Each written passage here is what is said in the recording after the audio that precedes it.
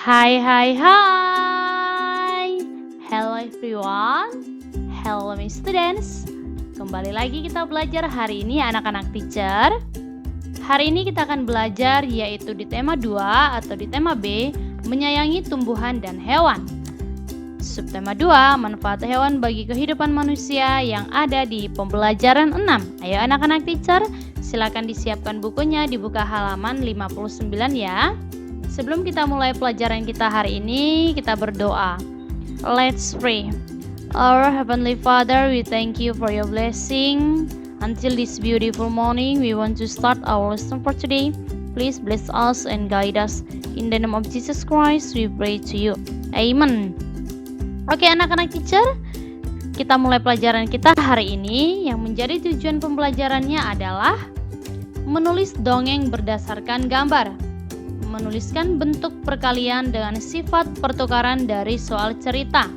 Menuliskan sifat baik individu di sekitar rumah. Nah, langsung saja. Hewan-hewan di sekitar kita memiliki banyak manfaat bagi manusia. Ya, tentunya sangat bermanfaat bagi kita ya. Ada yang dimanfaatkan sebagai bahan makanan dan pakaian. Nah, contohnya ayam. Nah, kita manfaatkan sebagai bahan makanan, contohnya daging atau telurnya kita konsumsi. Nah, begitu juga dan pakaian juga. Nah, di pembelajaran sebelumnya, teacher sudah menjelaskan ada banyak manfaat hewan bagi kehidupan manusia. Ada juga yang dimanfaatkan tenaganya. Nah, contohnya apa anak-anak teacher? Siapa tahu? Ya, contohnya kerbau, kuda, sapi. Nah, itu kita boleh manfaatkan tenaga daripada hewan tersebut. Nah, hari ini kita akan belajar membuat atau menulis sebuah cerita berdasarkan gambar. Ada sebuah dongeng yang bercerita tentang asal-usul digunakannya kerbau untuk membajak sawah. Judul dongeng tersebut adalah Kerbau Pembajak. Dongeng tersebut mengisahkan tentang 2 ekor kerbau yang menolong seorang petani membajak sawah. Dongeng tersebut disajikan dalam bentuk cerita bergambar seperti berikut. Nah, di sini ada beberapa gambar, yaitu yang akan kita tuliskan sebuah cerita berdasarkan gambar yang ada. Gambar-gambar tersebut menggambarkan peristiwa dalam cerita. Peristiwa artinya kejadian atau hal-hal yang dilakukan. Kamu dapat menuliskan isi cerita tersebut menggunakan kata-katamu sendiri. Nah, untuk dapat menuliskan cerita anak-anak teacher, kamu harus memperhatikan gambar dengan teliti.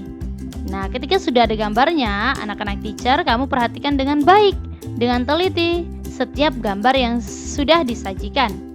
Hal-hal apa yang perlu diperhatikan ketika kita menuliskan sebuah cerita?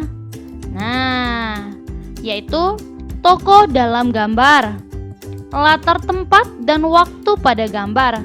Nah, latar tempat contohnya di mana peristiwa itu terjadi. Contoh, berdasarkan gambar ini, peristiwa yang terjadi di sawah. Nah, waktunya kapan?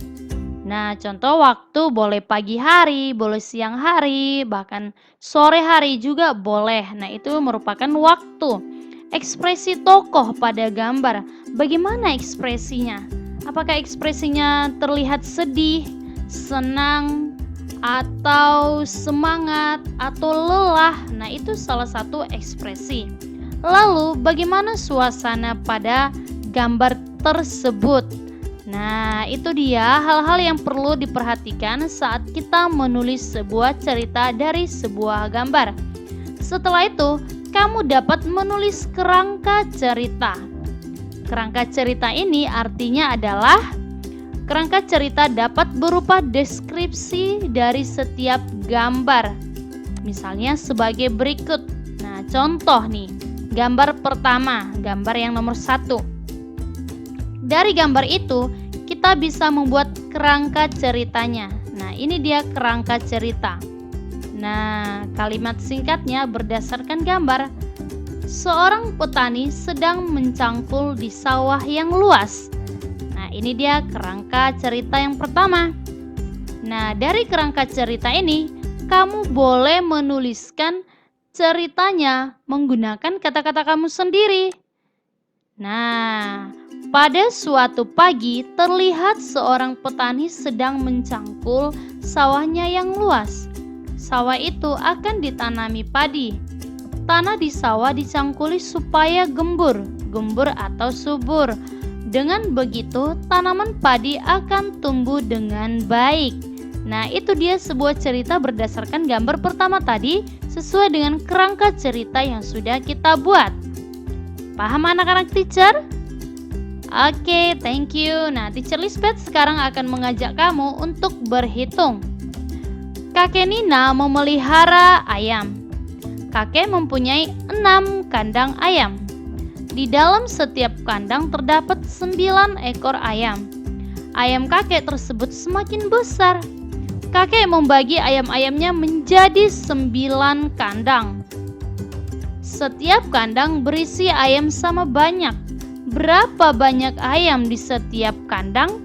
Nah, cara penyelesaiannya akan kita lakukan dengan sifat pertukaran pada perkalian.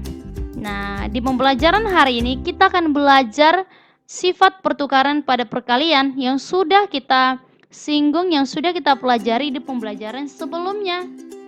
Nah, jumlah ayam kakek dalam bentuk perkalian yaitu 6 dikali 9 sama dengan 54.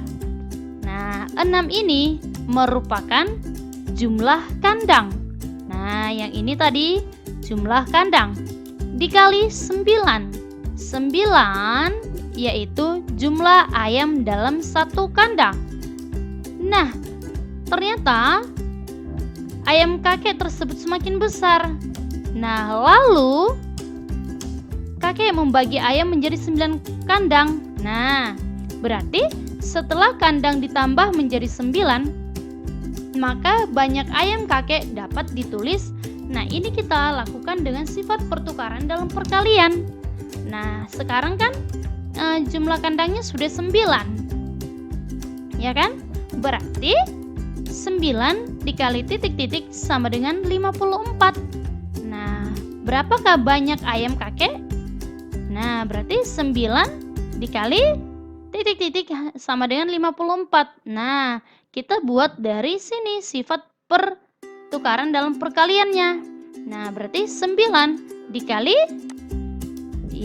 dikali 6 sama dengan 54.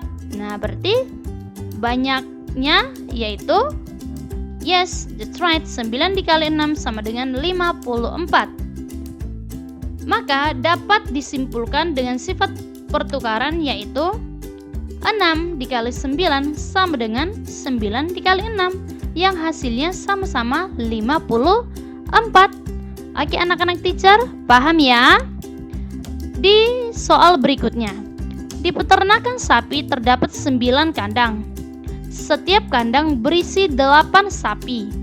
Ternyata satu kandang sapi rusak. Peternak tersebut kemudian memasukkan sapi ke kandang yang lain.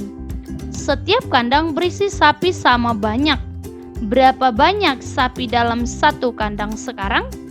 Nah, tetap Teacher Lisbeth ingatin kamu, ketika kamu membaca sebuah soal cerita dan akan menyelesaikannya, kamu pahami dulu soal ceritanya ya anak-anak teacher, supaya kamu mudah dalam mengerjakannya. Nah, kita buat penyelesaiannya. Nah, pastinya dengan perkalian, yaitu 9 dikali 8 sama dengan 72. Nah, 9 ini adalah jumlah kandang. Dikali setiap kandang tadi ada 8 sapi.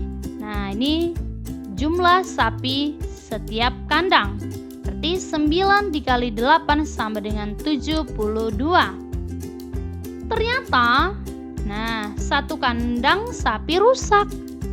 Maka banyak sapi dapat ditulis. Nah, satu kandang rusak. Nah, tadi jumlahnya 9. Satu kandang rusak, berarti sekarang jumlah kandangnya jadi Ya, jadi 8. Berarti 8 dikali titik-titik sama dengan 72. Nah, kita lakukan dengan sifat pertukaran pada perkalian. Berarti 8 dikali, yes, that's right, 8 dikali 9 sama dengan 72. Dapat kita simpulkan bahwa dengan sifat pertukaran diperoleh, ya, 9 dikali, yes, dikali 8 sama dengan 8 dikali, good, 8 dikali 9 sama dengan 72. Hasilnya sama-sama 72. Nah, begitulah cara mengerjakan soal cerita dengan bentuk sifat pertukaran pada perkalian. Nah, ayam kakek Nina menghasilkan banyak telur. Kakek sering membagi telur-telur ayam kepada tetangga. Para tetangga sangat berterima kasih kepada kakek. Kakek disayangi para tetangga karena sangat dermawan atau suka berbagi. Jika kakek mengalami kesulitan, para tetangga akan membantu dengan senang hati. Nah, bagaimana dengan masyarakat di lingkungan kamu? Atau di lingkungan rumah kamu, anak-anak teacher? Adakah tetanggamu yang memiliki sifat dermawan seperti kakek Nina? Coba tuliskan contoh sifat baik dan perbuatan baik yang dilakukan tetangga atau temanmu. Contoh sifat baik itu seperti apa? Nah, yang pertama dermawan atau suka berbagi. Nah, contoh perbuatan baiknya apa? Nah, berdasarkan sifat baik itu, contoh perbuatan baik yang dilakukannya apa? Nah, contohnya tadi, kakek Nina suka berbagi terhadap tetangganya. Nah, itu perbuatan baik. Suka berbagi hasil telur dari ayam-ayam yang dipelihara oleh kakek. Nah, itu contoh perbuatan baik. Nah, sifat baik yang kedua adalah jenaka atau lucu. Yang ketiga adalah contohnya nih, jenaka atau lucu. Contohnya kamu melakukan perbuatan baik dengan kamu melakukan hal-hal yang lucu. Nah, kemudian yang ramah. Nah, contohnya nih, anak-anak teacher selalu bersikap ramah terhadap orang lain.